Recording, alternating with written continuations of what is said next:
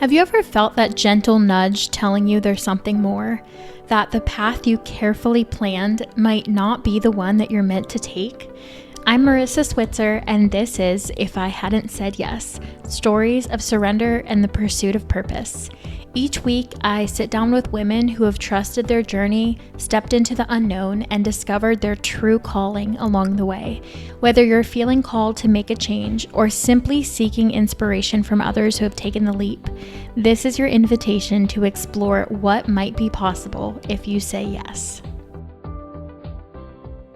Hello, and welcome to the first episode of If I Hadn't Said Yes. Every June, myself and my family celebrate the anniversary of the one yes that changed our entire lives forever. Little did we know the domino effect that one yes would have on our lives, from significant others to nieces and nephews and children and careers. And I want to tell you about that yes, because I hope that if you are struggling to decide whether you want to take a chance on a call that you feel like you have on your life, I hope that this inspires you and encourages you to take the chance and see what happens. And so, in order for you to understand the impact that this big yes had on my life, I need to tell you a little bit about who I was before the big yes and after the big yes. Before the big yes, I was a young college student who was extremely career driven, Enneagram 3 to a T. Since about 12 years old, I was absolutely obsessed with being in the fashion industry in New York City. And lucky for me, we lived just about an hour and a half outside of New York. And so as soon as my parents would let me, I was running around New York City, building up my resume and portfolio, and really living the dream at an extremely young age, which now, as a parent myself, I don't know how my mom let me do that, but I'm very grateful for that experience. And so I always had this plan for my life. I always saw myself as the career woman in New York City working in fashion, probably not married till I was a lot older, didn't really want kids.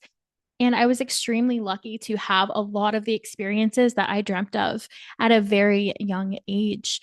But even as I took the job a million girls would kill for, as the Devil Wears Prada would say, I was left feeling unfulfilled. I felt like I wasn't helping anyone, I wasn't serving anyone. And so that opened up a chapter in my life where I was really open to change.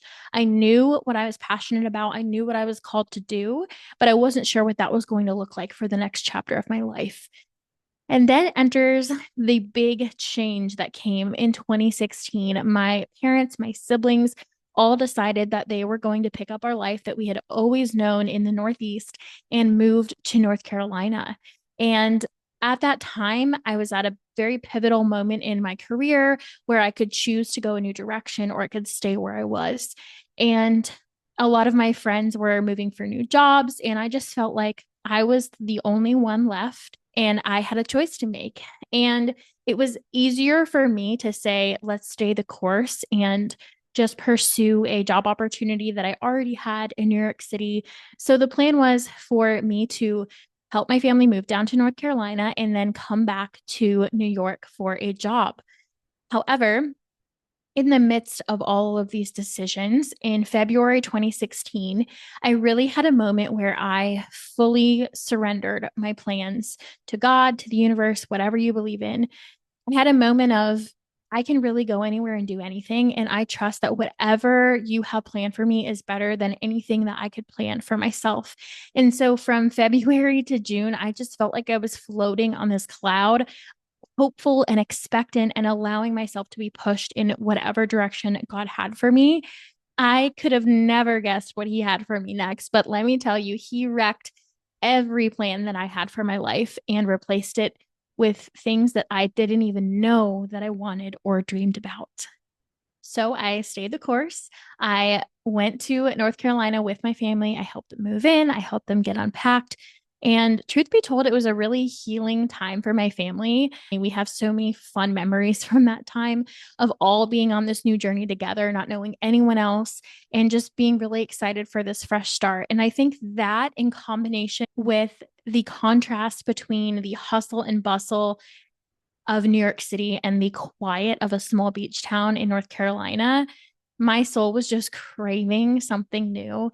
And so I was very torn if I was going to go back to New York and stay the course in my life, or if I was going to wreck all the plans and stay in North Carolina with no job prospects, no friends, just completely start over. And I would like to say that it was an easy decision to follow the thing that I felt called to do, but I actually made it halfway home. I drove to Washington, D.C. and ended up staying with my college roommate, where I literally just sobbed on her couch for the entire weekend. I could not make up my mind as to what to do next. And I would like to say that I had this incredible, enlightening moment where, the heavens opened up and the path before me was enlightened. But instead, I made the choice to turn around and go back to North Carolina. I think in that moment, out of fear, but that moment that felt fearful, right, of leaving my family, of going back by myself, was actually a moment of faith that I didn't even know that I had. And so I turned around, I went back to North Carolina, no plans, no friends, no job prospects. And so my journey to entrepreneurship looks a little bit different because this wasn't something that I always dreamed of doing. This wasn't something that I had in the back of my head. I was almost forced in this position where there were really no jobs in my industry. There were really no positions that I was passionate about in our new place, but I knew that I wanted to help and serve women who were following their calling, following their purpose, and making an impact in their industry, whether that's fashion, beauty, lifestyle, whatever that is. And so that's where my journey to entrepreneurship started. I had already been freelancing a little bit for brands for a few years, but this was the moment where I really went all in on starting my own business. And little did I know that entrepreneurship actually runs in my blood. I'm a fourth generation entrepreneur, which I'm very grateful for. My great great grandfather owned a tassel factory in the garment district of New York City, which is very ironic. And I did not find out until probably a few years ago, because I spent so much of my younger years running around the garment district of New York, not even knowing that I had these really strong ties there. So I love telling that story. My beloved grandfather, who passed away 2 years ago, he owned an envelopes business, and my father has owned a construction company for my entire life. So really the entrepreneurship lifestyle is something that I was extremely familiar with. It was all I knew growing up, was my dad working extremely hard, but also having the blessing and flexibility of being able to be with his family when needed. So I went into entrepreneurship on a whim.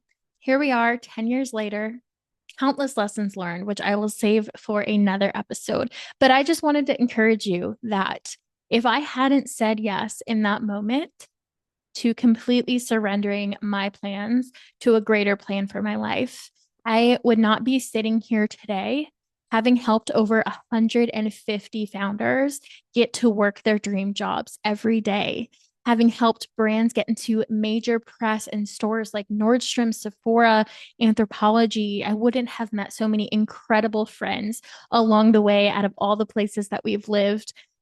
I wouldn't have gotten to experience all those different parts of the country that had never even crossed my mind. I would not have met my husband. I would not have my 3 dogs.